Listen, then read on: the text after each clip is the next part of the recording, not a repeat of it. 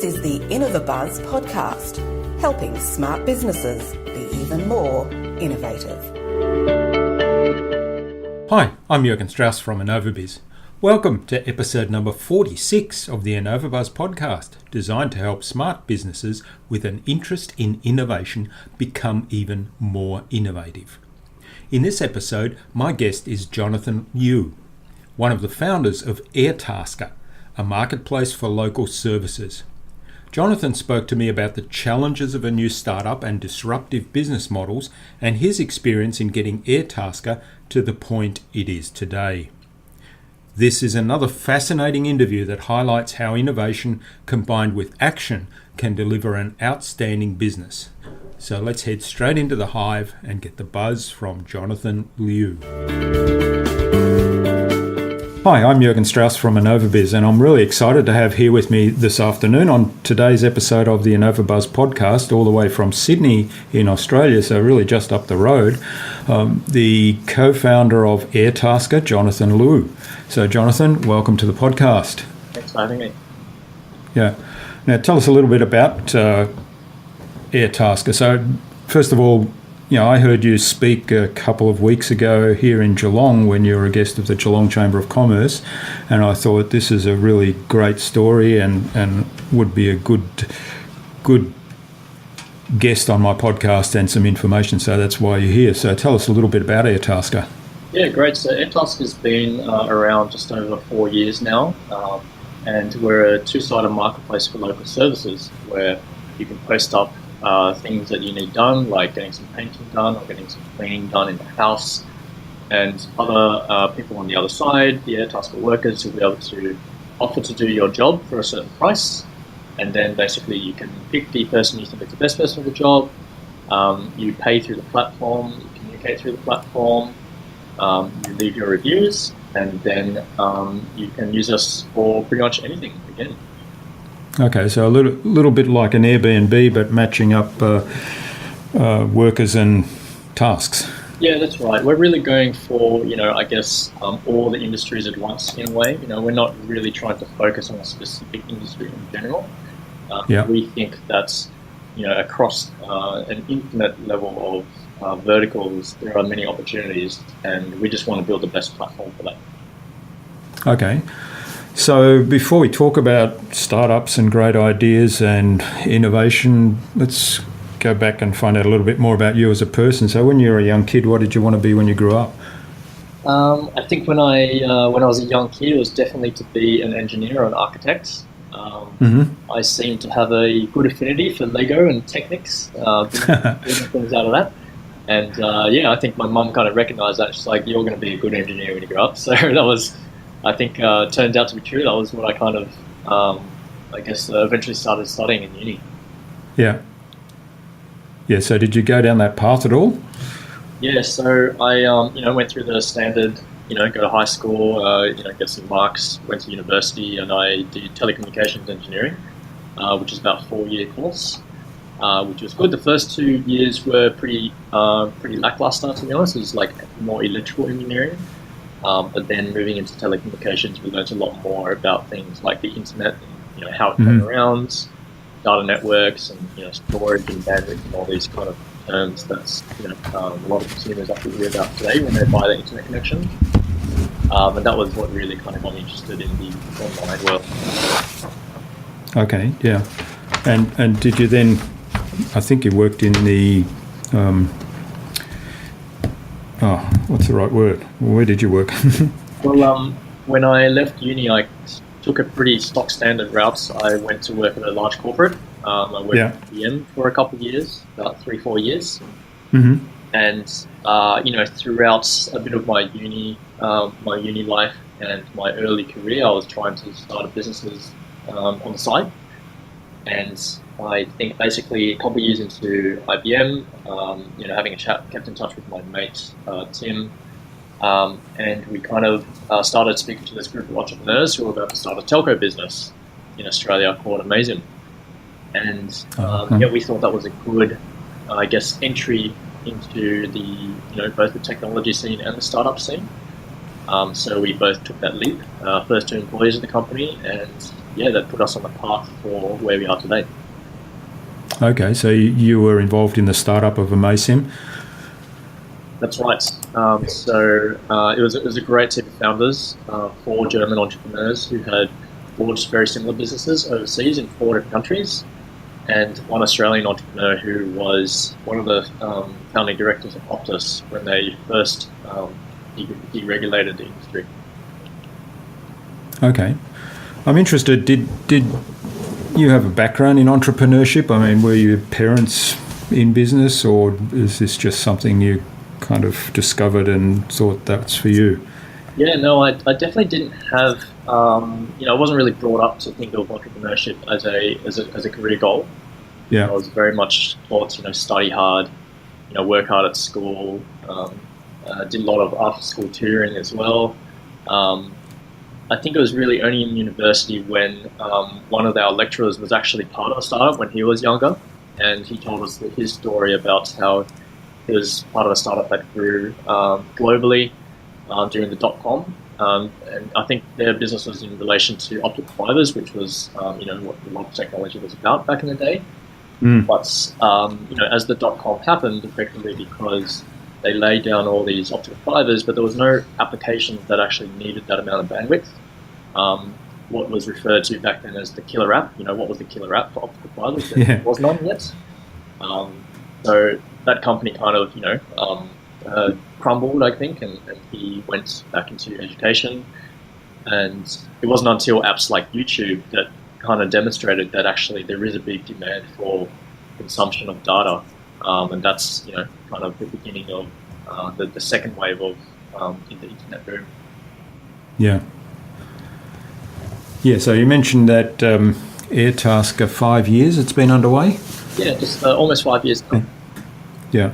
And so did you have the typical start on a shoestring, or did you go for capital raising very early? Yeah, so Amasim, when we were at Amasim, we were working with the founders quite closely, and that business was very unique. It was very well funded, very well capitalized. They had took in over $36 million of private venture funding.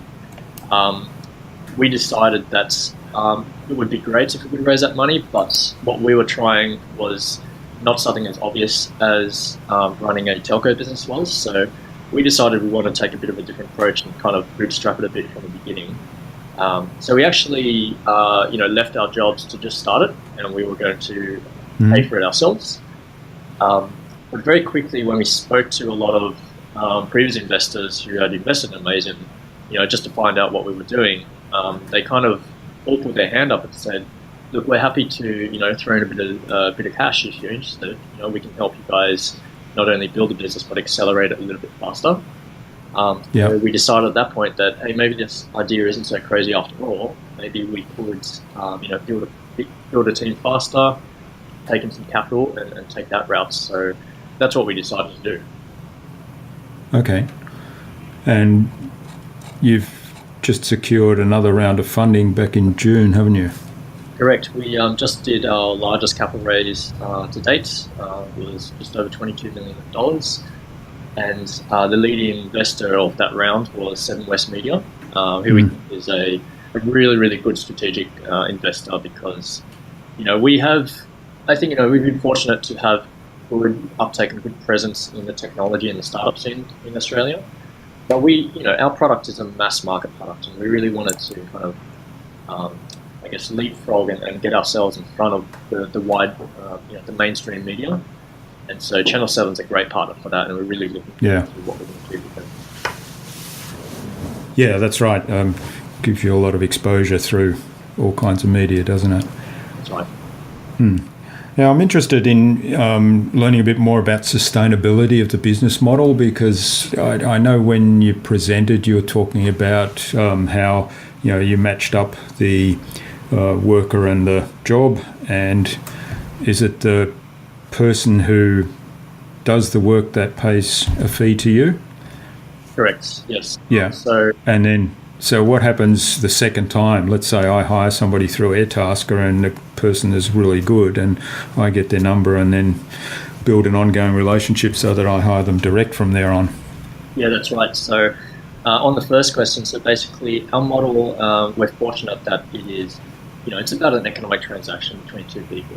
So for us to basically, take a fee on that transaction, on the successful completion of transaction, it's pretty straightforward, and the customers don't really mind that at all because they feel like there is value that we're creating there, which is good because we've looked at a lot of other startups and a lot of other models where they have to actually go through a lot of revenue exploration to actually find a model, a way to monetize the business that actually works. So I think we're lucky there in that our model, the monetization stream is pretty straightforward.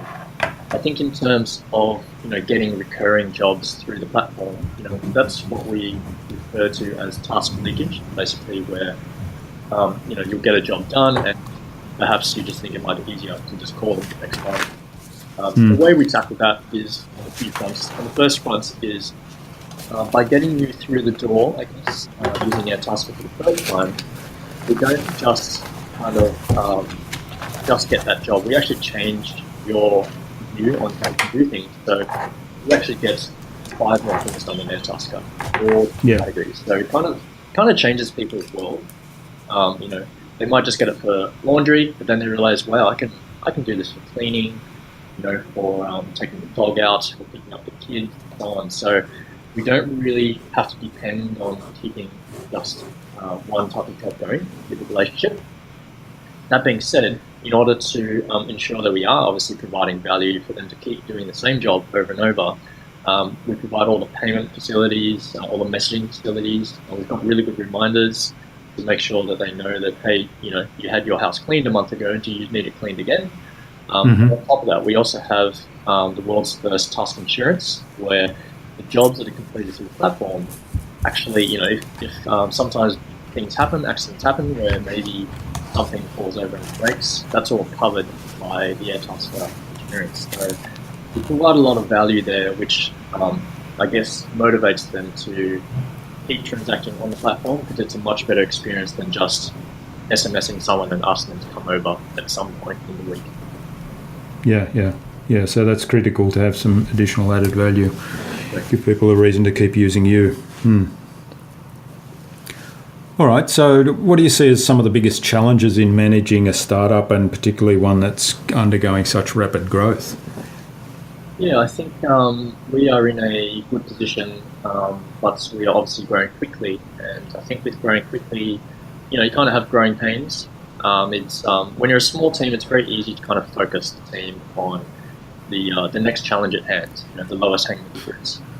But we're touching about 40 people now within the organisation, and obviously with 40 people, it's a little bit tougher to kind of make sure that the organisation is focused on a few key goals. So I think that's probably been some of the growing pains we've had. Implementing a bit process, without hindering our speed and our execution quality.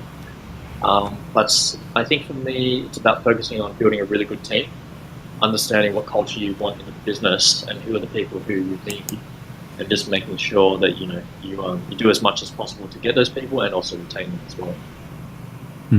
So good people is really critical. Yeah. What do you see as the biggest trap that innovators might encounter when they're trying to sell ideas like you've got there as an innovation? Yeah, I think innovation obviously is a broad term, and I have found that the best ideas that I have generally seen, and this is not all of them, but most of them, are those that have come from personal experience or personal pain points, whether it be in their private life or in their professional career. For me, it's about solving a problem. It's always about a problem that exists somewhere, and someone identifies that and says, you know what, this could be better. And so I think those are the businesses that do quite well. I think in terms of innovation, sometimes people might try to force it. They might be trying to seek out problems that they're not really in tune with because they're not really experiencing themselves firsthand. They're kind of thinking of, is there a problem over here or over here? But I feel like sometimes these moments come to you and you're not actually looking, you're just experiencing it. And, that moment comes to you where you think, hang on, this must be experienced by everyone in this industry. what if someone could come up with something to do it better? And I think that's kind of the seed of entrepreneurship, where you're about not accepting the way things are and trying to do things in a better way.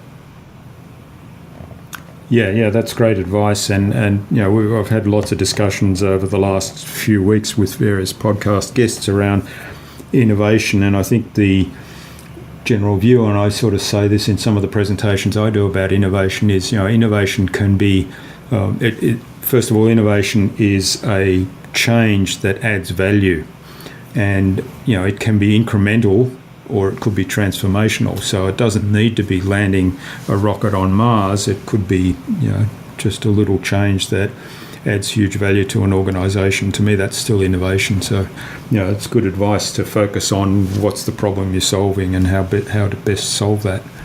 Yeah, that's right. I think it's always about solving that problem, because and that problem generally will continue for the rest of your business as well. It's very hard to kind of just completely solve a problem as well. So it's something that you should always kind of, print it out, stick it on the wall, make sure that everyone knows your entity is like, this is the problem we're solving, and not a problem anymore. We're going to keep going in this direction. Yeah, that's a good strategy. Have a big post-it note on the wall. This is a problem we're solving. So is there something that keeps you awake at night about Airtasker? I think for me, maybe it's about the growth of the company. I think the important thing for me is that every day we come into work, and everyone comes into work, and we do what we need to do. But I always try to make sure that we always keep connecting with what's actually happening on the other side. So trying to speak to customers as often as possible, gather their feedback, host events with them, and just chat, because sometimes you build a lot of features and you build the platform out, but people use it in completely different ways that you didn't really actually expect. And those are like little gems and opportunities that you can kind of harness and actually take a lot further than where you initially thought you'd need to go. And I think on the flip side as well, making sure that people who use the platform actually understand what we're trying to do as well. Because I think in the same respect, people forget that there is a team working behind the website trying as hard as possible to build the best experience for them. What they feel from the company is pretty much just what they see on the website or on the apps. And I think it's important that, yes, we're a tech business, but we are people behind it as well. And we're on a mission to try and make a great product and great experience for them as well. So I think it's always good to, keep in touch with the customers and challenge ourselves on how do we do that effectively and, in a way that's, make sure that we're always connected to them. So how do you generate leads then for the business? Do you do advertising? Yeah, I think in today's day and age, technology businesses have a lot of marketing involved. I think in the older days, maybe in the early 2000s, the online presence of businesses, if you had an online presence, you were already 100 steps ahead of your competitor, because there weren't that many people focusing on that area. So businesses were able to kind of solve themselves in a way. It just started growing that way. But today, obviously, it's very competitive. There are many businesses doing the same thing that you're trying to do, most likely. And in order to compete at an efficient level, you have to spend a lot on advertising. But I think what we've found is marketing is very scientific these days. It's moved much more away from maybe large branding campaigns and big bang campaigns, moved more towards efficient marketing online, digital channels. That's where you can kind of measure your outcome directly. So we do a lot of that, but we also have a lot of word of mouth. Obviously, our concept is quite an exciting concept if you think of how far and the scope that it has. So a lot of word of mouth and referrals is also really important for us. Yeah, and you've got a lot of testimonials posted on your website, which is really good, I see. That's right. I think that's about keeping close to the customers as well. We are technology people. We build a platform, but we're not doing the work. It's the workers who are doing the work, and we want to showcase them and say, look how amazing these people are, and the quality of the jobs they're doing in a very, very accessible way. Well, that raises another question then in terms of the workers that are registered with Airtasker. So what do you do to ensure that they meet a certain level of quality that you want to achieve, and that they're maintaining your brand image, if you like? Yeah, I think this one is a really important one for us. Ever since we started even to where we are today, you may notice that our business hasn't really changed much at all. Our business model has remained very similar to what we started with 4 or 5 years ago. And one of those principles that we have really tried to uphold as much as possible is that we only really ever want to be a platform. We want to be the interface that helps you connect with other people. And what that means is we have to be quite disciplined in terms of, we want to show you how good someone can be, or what their ratings are, and we want to kind of bring that transparency. But we also kind of shy away from saying whether one person is better than another, because we think that doesn't really align with our mantra of just being a platform. We're actually kind of staking our reputation on someone else's reputation if we did that. So I do think that's a mantra that we've kind of kept quite close to the business, in terms of, we won't really ever say that one person is better than another. But we will show you if one person has a 5-star rating, another person has a 4-star rating. And those reviews and the reputation they're building is qualified by customers that they have interacted with. So it's not even us saying, oh, we're going to rate this guy 5-star or 4-star. It really is conceptually a peer-to-peer platform, and the marketplace is basically effectively vetting itself. Yeah. That's actually a really good model. It's a bit like eBay, isn't it? You buy stuff on eBay and you look at the ratings that the seller has, and likewise the sellers look at the rating of the buyers if it's a big purchase. That's right. I mean, eBay has done a fantastic job, in the product space, and it was very revolutionary. It started kind of small, but it was obviously kept growing to a massive size. We're trying to do something very similar in the services space, because we think, the principles are pretty much the same. It's not as if we're creating new services. Well, in fact, we are actually creating a lot of new ones, but there are obviously a lot of existing services. But we just think they can be connected and transacted in a much better and seamless way that's relevant to today, in the way that we live with technology so closely. Yeah, and like you say, there's probably an opportunity to create new services, because I could well imagine. I can't think of something right now, but perhaps with dog walking or something that isn't a mainstream trade, or that people don't necessarily immediately think of outsourcing, and yet there is probably an opportunity for that if there's a platform to connect people. Correct, definitely. I mean, it's what we actually refer to as the long tail of these verticals.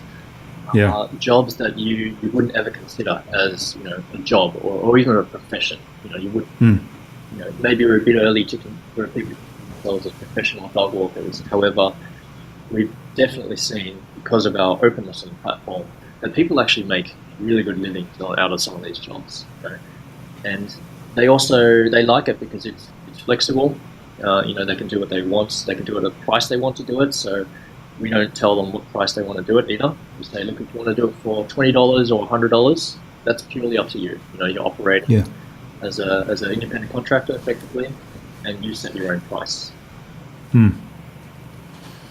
Yeah, that's really neat model. All right, so you're also a venture partner at Tankstream Ventures, right? What's that about? Yeah, so in the early days of Airtasker, we had an interesting opportunity. We were basically squatting in an empty floor of one of our investors, who happened to have just a free floor that was up for lease. And we basically asked him, could we just, crash there for a bit? I think there was only about 3 of us or 4 of us at the time, until we found an office that we could afford. And as we went on the journey, the first couple of weeks, we started meeting a lot of startups who came around to have a chat. We met a lot of investors, and they all kind of started talking to us like, hey, this is a really great location. Could we potentially, maybe I know someone who might want to rent a desk. Could they just rent the desk in your office? And that kind of gave us a bit of a spark as well. And we realized, well, why don't we actually do that? Maybe we could stay in this location but we could get a lot of other startups and smaller businesses to join us, and we could kind of lease the floor ourselves and actually create a bit of a community. So that eventually became a co-working space called Tankstream Labs, which is now actually one of the largest co-working spaces in Australia. We've got 5 floors, 400 entrepreneurs, tens of millions of dollars being raised by these startups. And that really was amazing for us because now we could work next to, alongside really, really talented entrepreneurs who were all learning together, going through the same struggles of, raising capital, building products and so on, hiring, and etc. And that was a really great experience for us. And then on top of that, what we found was, as is, I guess, very parallel to a lot of these tech startups, is the funding question. Where do we get funding? Who's going to fund our crazy ideas? Yeah. And as we kind of connected a lot of these businesses and our own investors, we realized our investors are actually looking for more opportunities like ours, to get involved in the technology scene. But there is nowhere really for them to go. So what we decided was, what if we could actually help connect these investors by setting up a vehicle, a fund to allow them to invest. And not only will we obviously connect them with startups that we are working across the aisle from, but we can also connect them with startups in the entire industry. They're really opening up that door for these investors to kind of get involved in the industry. So we set up a fund called Tankstream Ventures. It's a $20 million fund that invests into Australian startups that not only have a local story, but an aspiration to grow an international story as well. Okay. So you're busy then. Yeah, I guess it's good. It gives us a lot of different perspectives, not only at the entrepreneur level, but at the investor level. And I guess that allows us to kind of add value back into those investments as well, where we might have seen the same problems they've had, and we might have a solution. At the same time, they might have a problem that we've never seen before, but we can help them through that, given our, just our instincts of what we think might be the right way to tackle that problem. Yeah, it's a little bit like having your own little mastermind group, isn't it? That's there all the time. Yeah, that's right. I mean, it's we all buy into the vision whenever we make an investment, so that we can be as helpful as possible. Well, that's really great, Jonathan. I really appreciate you sharing all that information with us. I think it's time we moved on to the Buzz, our innovation round. Yep. So it's designed to help our audiences who are primarily innovators and leaders in their field with some tips from your experience, and you've got quite a bit there to draw on. So I'm going to ask you a series of 5 questions, and hopefully you'll give us some really insightful answers that's going to inspire the audience to go out and do something awesome. Okay. So what's the number one thing you think anyone needs to do to be more innovative? Be more innovative? I guess you've got to be open, to be honest. You will have an idea of what you want to achieve, but it's important not to be blindsided by that. Don't have your blinkers on and just think it's my way or the highway. The top entrepreneurs that you read about and hear about, a lot of them have a lot of help. In fact, most of the time it's the help that's doing most of the work, but they are there to really guide the team and keep the vision aligned to what the business is doing. So you need to be quite open. I think that's the important thing. Be humble when you need to be, but also be assertive when you know that you are on the right track and have that gut instinct. Okay, that's good advice. So really, it's about cooperation, isn't it? And then taking on board feedback. That's right. Ask as many questions as possible. Better to find out what not to do early than to kind of figure it out yourself and spend a lot of time. Okay, great. So what do you think's the best thing you've done to develop new ideas? Best thing I've done, I think, is maybe what I try to practice as much as possible is actually stepping out of my shoes and into the shoes of a customer. It can be quite difficult, I can tell you. It's basically like a skill, to be honest, to train yourself to see the problem again with a different mindset. Even simple things like the way that you might describe your business You might describe it with lingo that you're very, very comfortable with because that's all you talk about every day.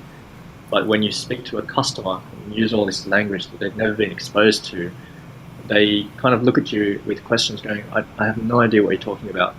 Yeah. So really important to practice stepping back, looking at it from a completely new user perspective and see what are they actually reading? What is this page or this email actually telling the customer, and does it actually make sense at this point in time? So I think that's a good skill to develop over time. Yeah, that's great advice. And you're right, it's easier said than done, and a lot of people ignore it, the stepping into the shoes of the customer. And I was in a presentation today and it finished off with a quote from, the quote was from Bill Gates, and it said, your most unhappy customer is your best source of, I'm not sure if it was the best source of new ideas or the best source of improvement, but something along those lines. And that's kind of the philosophy you're talking about, isn't it? Yeah, for me, the way I kind of follow a bit of a customer mentality is customer service. I actually put that very much at the front line of the business. So I think traditionally the paradigm is that customer service is seen as like a back office thing. It's this thing where you just hire as many people as possible to just speak to your customers and solve their problems. But the way I use it is very different. For me, it's the pinnacle of what we do. That's the only actual channel where we are speaking to our customers. We don't have stores, we don't have staff members manning those stores, and even our social channels like Facebook and Twitter, they're not really conversations. They're more branding and marketing channels. The only really channel where you're engaging with your customer is actually customer service. So really important to keep that close to your business, get as much insights as possible, and actually do something with it as well. Yeah, take the feedback on board and really make some improvements based on that. That's great advice. So do you have a favourite tool or a system for improving productivity and allowing you therefore to be more innovative? Yeah, right now for me, at the scale we're at, a tool called Looker. It's a reporting tool. Basically, I've always been pretty focused on data and reporting and really measuring results. And so I've always had reporting tools to help me. But last year we started using a new tool called Looker, which is basically a drag and drop reporting tool. So it basically sits on top of your database, pulls up all the information about all your customers and everything. And if you want to build a report, you could build it in 10 seconds, 20 seconds to give you that insight about that gut instinct you had. You can now back it up with a chart showing that, yes, your user growth is growing 10% month on month, and being able to easily visualize that. So that's one tool that's I've brought into the business, and I've given almost everyone in the business access to, so they can improve their productivity tenfold just by knowing the numbers. Okay. All right. I wasn't familiar with that, but we'll have a link to that in the show notes so people can take a look at that as well. And certainly I think, for any business, there's a lot of businesses out there that don't pay that much attention to their numbers or only very infrequently look at it, or if they do, they don't necessarily dig into it and say, well, what does that actually mean and what can we do with the information? So that's an important message as well. Yeah, definitely. All right. So what's the best way to keep a project or a client on track? I think frequent communication. No customer. And everyone's been there, a customer in some way. You don't want to be kind of sitting there twiddling your thumbs, thinking about, I don't know whether this person's actually working for me or where they are. So I guess using that knowledge when you're actually the service provider or you're servicing a client, just make sure that you have frequent touch points with them, keep them in the loop. I guess I'm always on the side of be more transparent than less transparent. I think it's if you are transparent with your customers, then you will get more buy-in from them as well. They'll really understand why you're doing things the way you are doing them, rather than kind of second guessing you every time you tell them something. Yeah, that's great advice. So keeping that communication channel open and keeping it transparent so they know what's going on. That's right. All right, and what's the number one thing anyone can do to differentiate themselves?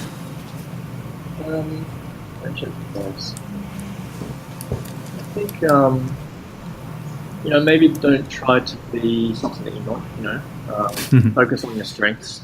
I think no one individual is the same as another person. So if you're doing things the way you feel you need to do it, and you're comfortable, you're going to be happy doing what you're doing, and the productivity and your output is going to reflect that. I think.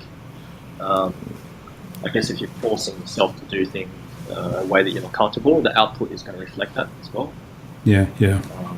So I think that's a way to differentiate yourself. In terms of business, it's always great if you could have a differentiating advantage. It's not as easy as it sounds. You've got to put a lot of work into that. I guess just keep working hard, and if there is a business differentiation, that's great. Obviously, leverage that as much as you can. But don't kill yourself trying to find that one thing that's going to make you very, very different. It could just be about doing the same thing, but just doing it better than anyone else. Yeah. So there's a couple of really good points there. So be yourself and do something better than anybody else. Great stuff. All right. So what's the future then what do you see as the future for Airtasker? Yeah, I think the future for us is, we've grown as a lot of behaviours have grown. We've seen the meteoric rise of mobile usage, and we see that reflects in our numbers itself as well, with the dominant use of Airtasker originating from mobile devices. So we feel that's great, because our product is really all about being on the go. Both on the worker side, when you're trying to find work in your area, wherever you are, or on the poster side, where you might be taking your kids out to the soccer game, and then you're there and you realize I've got to do some grocery shopping, but I don't have the time. You can find someone to do that for you. So I think for us is really having that, liquidity of services just available as soon as you need it. And I think the other area we're looking at is basically not just consumer focus, but also business focus. Any business from small to medium enterprises to large corporate enterprises as well. We think that they just need, their need of Airtasker is exactly the same, except they might need new features at scale. So managing 100 people at a time rather than one person on the job doing your grocery pickups or anything like that. Okay, yeah. All right. So in conclusion then, what's the number one piece of advice you'd give to any business owner who wants to be a leader in their field? I think to be a leader, I think my advice would probably be, I found the most reward when I work closely with the team and lead by example. I've always felt that is a better way, both for your team and for yourself, to actually understand how to solve problems and work with them solving that problem, rather than kind of just delegating it 100% and saying, you go solve this problem and come back to me when it's solved, kind of in a way. I think, in the world we live in, I think business is becoming a lot more agile and move very quickly. And in order for you to make good decisions, you need to be close to the ground as well. You need to know how people are solving problems. So if you distance yourself too much, you're actually going to be making bad decisions, and you won't be a great leader. So I think it's important to kind of lead by example. It doesn't mean insert yourself into everything and doing, not releasing control or not delegating authorities to other people. It just means, don't just give away everything, because then you'll be too far away from the business. Yeah, that's great advice. So it's kind of like the delegate but not abdicate model, isn't it? Yeah, correct. I think it's maybe it's a differentiation between being a leader and being a boss. Yeah. No one likes kind of just being told what to do, where to go, and when they need to have it ready by. People like to work together, and I think you'll earn a lot of respect that way as well. All right, thanks for that. This has been really interesting and fascinating to hear a new startup that's still very much on the steep sort of up journey.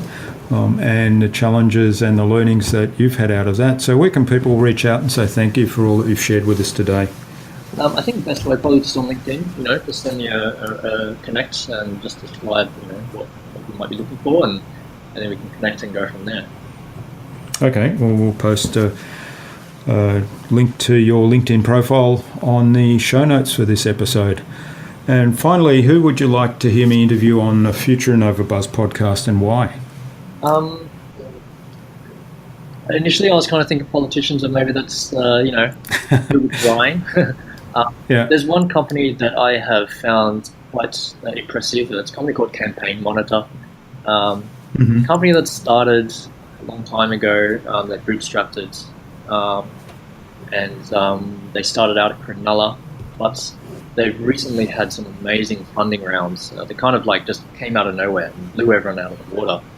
And I think it's quite interesting to look at those stories as well. The ones that aren't, I guess, funded purely by venture capital.